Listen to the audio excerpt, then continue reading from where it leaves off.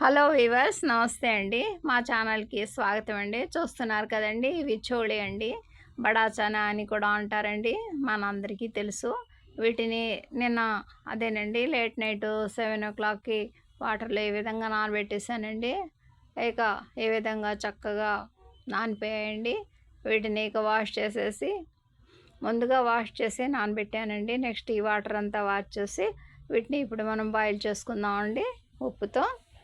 చూసారా, చక్కగా బాయిల్ అయిపోయి ఈ విధంగా గున్నిస్లాగా తయారయ్యాయండి ఈ బడా చనాసు, అదేనండి చోళే. ఇప్పుడు మనం వీటితో టేస్టీగా కర్రీ తయారు చేసుకుందాం వీవర్స్.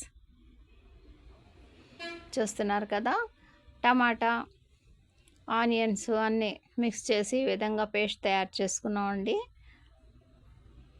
ఒక పెద్ద సైజు టమాటా, ఒక పెద్ద సైజు ఆనియన్ పీసెస్తో పేస్ట్ తయారు చేసామండి. ఇక ఇప్పుడు మనం నెక్స్ట్ కర్రీని ప్రిపేర్ చేయటమేనండి. చూస్తున్నారు కదా, బాళ్ళీలో జీలకర్ర, ఆవాలు, 4-5 మెంతి సీడ్స్ యాడ్ చేసామండి.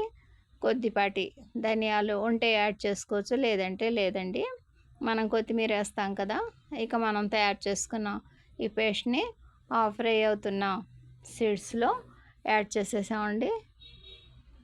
చూస్తున్నారు కదా, ఇక ఈ పేస్ట్ చక్కగా ఆయిల్తో ఆ సీడ్స్తో ఫ్రై అవ్వాలండి.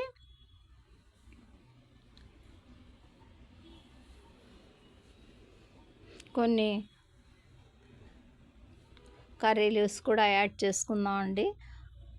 చక్కగా మంచి స్మెల్తో ఉంటుంది మన కర్రీ, లేదంటే స్కిప్ చేసుకోవచ్చండి. కానీ మేము మాత్రం కొన్ని కర్రీ లీవ్స్ యాడ్ చేస్తామండి.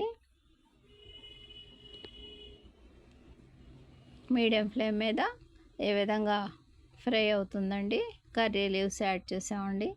ఇక ఈ కర్రీ లీవ్స్, ఈ పేస్టు అన్నీ ఆయిల్తో ఈ విధంగా చక్కగా ఫ్రై అవుతున్నాయండి. ఇక రెడ్ చిల్లీ పౌడర్ అండి, మన టేస్ట్ని అనుసరించి కొద్దిగా ఎక్కువ కావాలంటే ఎక్కువ, తక్కువ కావాలంటే తక్కువ రెడ్ చిల్లీ పౌడర్ని యాడ్ చేసుకుందామండి. చూస్తున్నారు కదా, ఇక ఈ రెడ్ చిల్లీ పౌడర్ ఆ మిక్స్ అంతా కలిసేసి ఆయిల్ చక్కగా పైకి వస్తుందండి. అప్పుడు ఇక మనం చనాస్ యాడ్ చేసుకోవాలండి. కొద్దిపాటి పసుపు, సాల్ట్ యాడ్ చేసామండి. కావాలనుకుంటే ఇప్పుడే రెడ్ చిల్లీ పౌడర్ కొద్దిగా యాడ్ చేసుకోవచ్చండి. మేము మాత్రం చేయట్లేదండి, మాకు సరిపోయినంతగా మా టేస్ట్కు ఏ విధంగా ఫ్రై చేస్తున్నామండి. చూస్తున్నారు కదా, ఇక మనం బాయిల్ చేసి పక్కన పెట్టుకున్న ఈ చనాస్ని ఇందులో యాడ్ చేసేసామండి. వెరీ న్యాచురల్గా సింపుల్ ప్రాసెస్తో మనం ఈ కర్రీని తయారు చేస్తున్నామండి. చూస్తున్నారు కదా, మన చనాస్లో కొద్దిపాటి వాటర్ ఉంటుంది కదండి, ఆ వాటరే సరిపోతుందండి కర్రీకి. మళ్ళీ ఎక్స్ట్రాగా మనం వాటర్ని యాడ్ చేయాల్సిన పని లేదండి. చూస్తున్నారు కదా, చాలా చక్కగా కలర్ఫుల్గా మంచి స్మెల్తో ఈ కర్రీ కుక్ అవుతుందండి. ఇక చివరిగా కొన్ని కొరియండర్ లీవ్స్ యాడ్ చేసుకుందామండి. మనకి కొరియండర్ లీవ్స్ ఎంతో హెల్ప్కి మంచివండి. అందుకని చెప్పి ప్రతి కర్రీస్లో కొన్ని కొరియండర్ లీవ్స్, కర్రీ లీవ్స్ ఈ విధంగా యాడ్ చేసుకుంటే మంచిదండి. ఈ చనాస్ కూడా చాలా మంచివండి.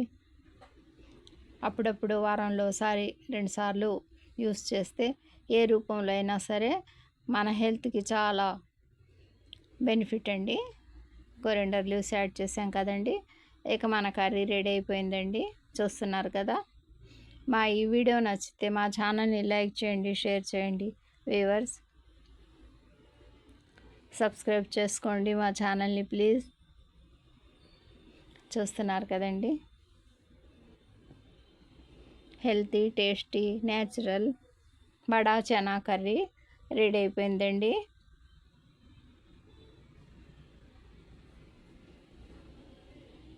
రోటీస్లో, రైస్లో కూడా దీన్ని యూస్ చేసుకోవచ్చు.